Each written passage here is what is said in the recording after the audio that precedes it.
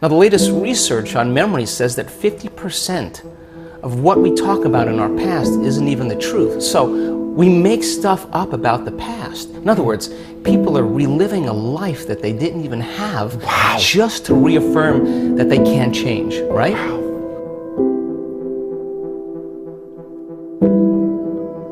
So then, what's the significance of this? Where you place your attention is where you place your energy, period. Yes. So then, the stronger the emotion that you have to some problem or condition or person in your life, the more you're paying attention to them. So they captured your attention, so you're giving your power away to that person, right? Because they're capturing your attention. So then there's an energetic connection to every person, everything in your past, present reality has your energy connected to it. So now, this is the significance. When a person really decides to be defined by a vision of the future instead of the memory of the past, the hardest part about it is all of a sudden becoming conscious and not making the same unconscious choice. So then, if you lower the volume to your frustration, to your hatred, to your anger, if you truly knew how to do that, if you lowered the volume to that emotion, you would take your attention off that person, which means you would begin to break those energetic bonds, and now you're taking your power back. Yes. You're calling energy back to you, and we've measured this. And all of a sudden it builds this bigger electromagnetic field around the person's body. That's energy to heal. That's energy to create a new future with, right? And then if you didn't want to lower the volume to the emotion, then just take your attention off the person. And every time you take your attention off the person, if you became conscious of that, you wouldn't feel the emotion. Now the body, though, has been addicted to that emotion because you're using that person to reaffirm your addiction to hatred or frustration. And if that person died, you find another one. So then here you go now. So now you're in a position now where you begin to lower the volume to that emotion. And the body's going, wait a second, you've been doing this for the last 20 years, and all of a sudden you're just going to stop hating? And the body says, well, I've been conditioned this way, and conditioning is based on the past. So when the body feels the lack of that emotion, just like a drug addict, it says, hey, you're off schedule here. So now the body starts influencing the mind to think about experiences that are embossed in the brain that are based on that emotion. So the emotion now is causing you to think in the past. If we teach a person then how to trade that frustration or that hatred for an elevated emotion, and they'll say, yeah, but you know, it was my ex's fault, or I got betrayed by my partner in business. Yeah, we know that. Okay, so let's take your partner in business or take your ex. Let's duct tape them, put them in a cannon, and shoot them to the moon. Now what are you going to do? Sooner or later, you got to reckon with yourself and change, right? So then, teach a person then how to trade that emotion for an elevated emotion. Now, trade the emotion for an elevated emotion. Right. So you're going to give that up, and you're going to practice feeling gratitude as an example. Yes. And the person says, well, I can't feel gratitude. And I say, absolutely you can, because you don't practice feeling it. You practice spending most of your time feeling hatred and frustration. So now it's going to take a little time to cause that heart of you to bloom, or your heart of yours to bloom. Once they're able to feel even the smallest measure of gratitude, where they start feeling appreciation, thankfulness.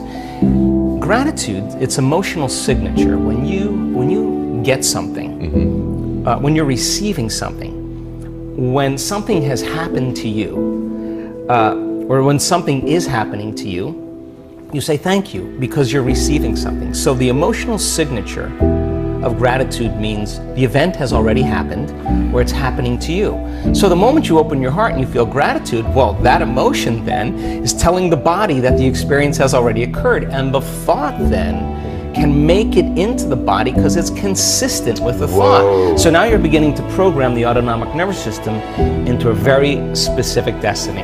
You got to maintain that modified state of mind and body your entire day, independent of the conditions in your outer environment, independent of your body's cravings of those emotions and habituations, and independent from time. And if you can, get ready, because something weird or unusual, some synchronicity, some coincidence, some opportunity is going to land in your lap, and you didn't have to go and get it. Yes. It came to you. Now you're the vortex of creation. So if you say to me, well, I was feeling gratitude, but then there was traffic, or my coworker sent me a nasty email, then I would say, oh my God, You mean you're allowing your environment, your outer environment, to control how you feel and think?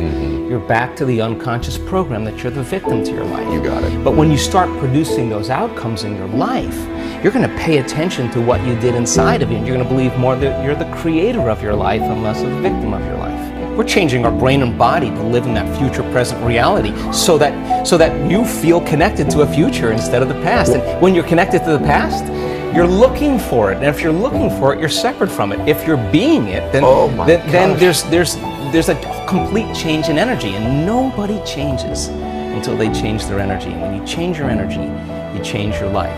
After 8,500 brain scans, I can tell you that you and I are at our absolute best when we get beyond ourselves. That is the elegant moment where we're free enough to create without any encumbrances. When people start reaching this moment, my goodness, they're overcoming themselves. And now they're at that perfect place to create. And my definition of creation is when I forget about myself. Wow. That's when you're free. So some people can do it because they've practiced it. Other people can't get beyond the addiction of a certain emotion. That means their body is still their mind. Yes. So then if you're sitting in a meditation and your body's throwing the kitchen sink at you and saying, Ed, you're a loser, you're never going to change, this is too hard, why don't you quit? And you're aware that that's your body doing that, and you say to your body, we're going to sit here and we're going to sit in this fire, and I'm going to keep applying the formula, and your brain starts running to all the emails you have to do, and you become aware of that, and you return back to the present moment, and you tell the body it's no longer the mind, that you're the mind.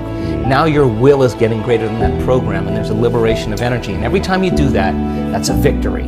And you teach people. Every time you do that, that's a victory. When your mind tells the body, I'm in charge. When you say to when you want to get up and you want to quit, and you go, oh, no, that's my body, bring it back. Okay. And now you're taming the animal. The body is the animal, and you're like a dog. You sit, and if you keep doing this, you're climbing on top, and the body finally acquiesces. It finally says, I'm not going anywhere. And then boom, there's this liberation of energy. What's the side effect?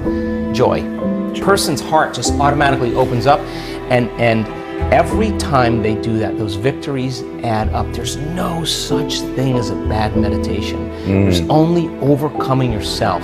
And when you sit in the fire and you work with that, people say to me, why do you meditate every morning? I say, because if I can overcome myself in the morning, the rest of my day is easy. It's easy. Not true? Because that's what it's about. You master yourself, you master your life. Yes. And so then all the chatter in your head that you listen to all day long, that is called the default mode network in the brain. Our research shows that shuts off. Not just shuts off during the meditation, it stays shut off for the rest of the day. So the critic in your head that's telling you this will never happen, you don't have enough time, there's no voice there.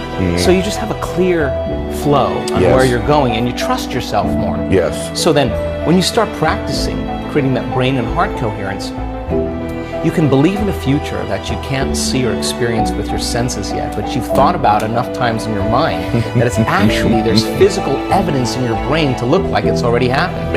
And you can begin to understand, you can select a new potential in the quantum field, and every day emotionally embrace that future reality to such a degree that your body begins to believe it's living in that future reality in the present moment, and you're signaling new genes and new ways to change your body to look like it's already happened. Now think about this. If there's physical evidence by thought alone in your brain and body to look like your wealth or your future has already happened, it's already happened. And you're already it. So it's not about your wealth. It's not about your health. It's not about your freedom. It's who you become. So then as you overcome, you become someone else. And so most people don't understand that that the truth is that every time you overcome yourself a little bit more, the side effect is that you love yourself a little bit more. And so the self-love is no longer about pleasure or having a car. It's something that you're cultivating within you. So then imagine, we have research to show, and this is such a duality, that when you start seeing the brain start synchronizing, getting coherent, the front of the brain and the back of the brain, the two hemispheres coming together, and we can say to scientists that come and study our work, oh, watch this, Ed's gonna pop. What do you mean? Just watch, this is gonna be good. And all of a sudden you see this brain going into this kind of psychic union, the heart blows wide open, you see coherence going on, and you look around at that person, and there's tears running down their face. Imagine feeling so whole that it's impossible to want. I mean, how can you want when you're whole? Because you feel like you already have it. Now, when you reach that point, that's when the magic happens, because now you are worthy to receive. And the universe only gives us what we think we're worthy of receiving.